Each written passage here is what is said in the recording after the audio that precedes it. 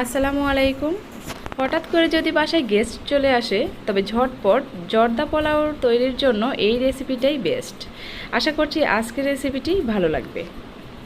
আজকের রেসিপির জন্য আমি নিয়েছি রাঁধুনি জর্দা মিক্স। একদম ঝটপটভাবে আপনি এই রাঁধুনি জর্দা মিক্স দিয়ে তৈরি করে নিতে পারবেন 5-6 জনের মতো জর্দা পোলাও। তো এর ভেতরে কি কি আছে আমি একটু দেখিয়ে দিচ্ছি। এখানে আছে একটা চালের প্যাকেট, মানে এখানে পোলাওয়ের চাল, আর একটাতে আছে চিনি আর বাদবাকি বাদাম কিশমিশ মশলাগুলি মিক্স করা। তো এখানে পোলাওর চালটা আবার কেউ জানতে চান যে কতটুকু পরিমাণ আছে, তো এর জন্য আমি একটু পরিমাপ করে দেখিয়ে দিচ্ছি।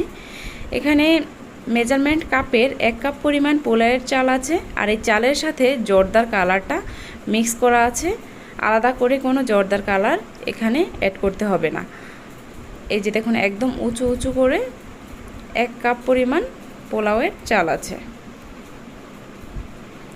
এখন চুলায় আমি পর্যাপ্ত পানি গরম করে নিয়েছি, ফুটিয়ে নিয়েছি। এরপর চালগুলো দিয়ে দিচ্ছি। চালগুলোকে আমি প্রায় 80% মতো সিদ্ধ করে নেব।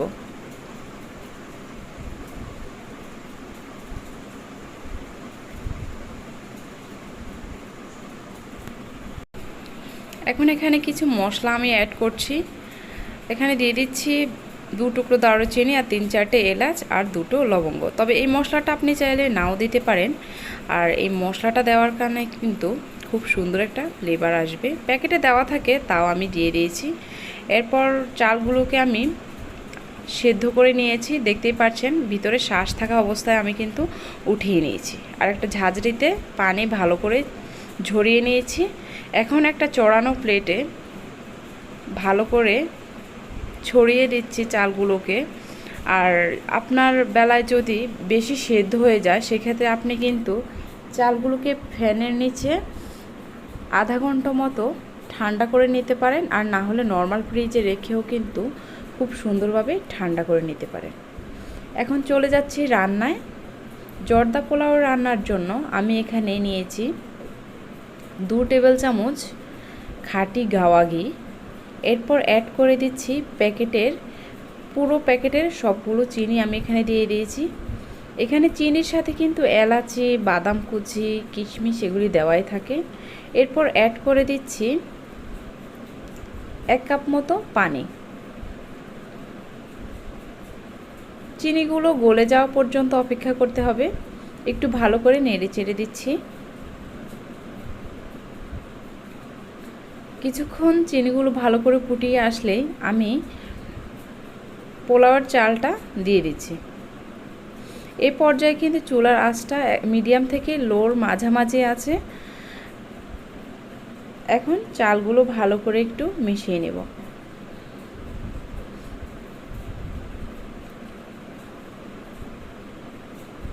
ঢাকনা দিয়ে ঢেকে আমি এগুলোকে প্রায় 10 মিনিট মতো লো ফ্লেমে রেখে রান্না করেছি। এখনও কিন্তু আধা পানি আছে, দেখতেই পাচ্ছেন। কিছুক্ষণ পর কিন্তু একদম ঢাকনা দেওয়ার পরে কিন্তু একদম পোলাওটা ঝরঝরে হয়ে যাবে। এরপর আমি এখানে অ্যাড করছি প্রায় 1/4 কাপের মতো গুঁড়ো দুধ। এখানে কিন্তু চাইলে আপনি মাওয়া ব্যবহার করতে পারেন, তবে আমার কাছে মাওয়া ছিল না, এই জন্য আমি গুঁড়ো দুধটা ব্যবহার করেছি। এরপর দিয়ে দিচ্ছি কিছু বেবি সুইটস। ভালো করে সবগুলো একসাথে মিশিয়ে নিচ্ছি।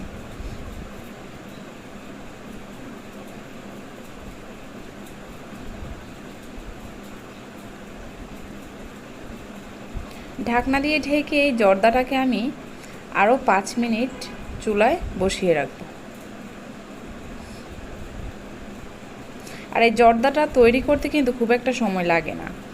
এরপর নামানোর আগে আমি এখানে অ্যাড করে দিচ্ছি আবারও 1 টেবিল চামচ ঘি দিয়ে দিচ্ছি। আর এই ঘিটা দেওয়ার কারণে কিন্তু খুব সুন্দর ফ্লেভার আসবে, খাওয়ার সময় কিন্তু ভালো লাগবে।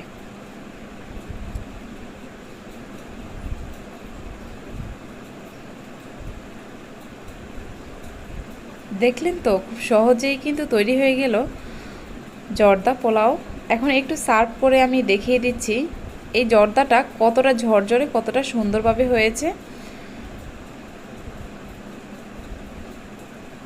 জর্দার সৌন্দর্য বাড়ানোর জন্য এখানে আমি দিয়ে দিচ্ছি কিছু বাদাম কুচি, এরপর দিয়ে দিচ্ছি কিছুটা কিশমিশ,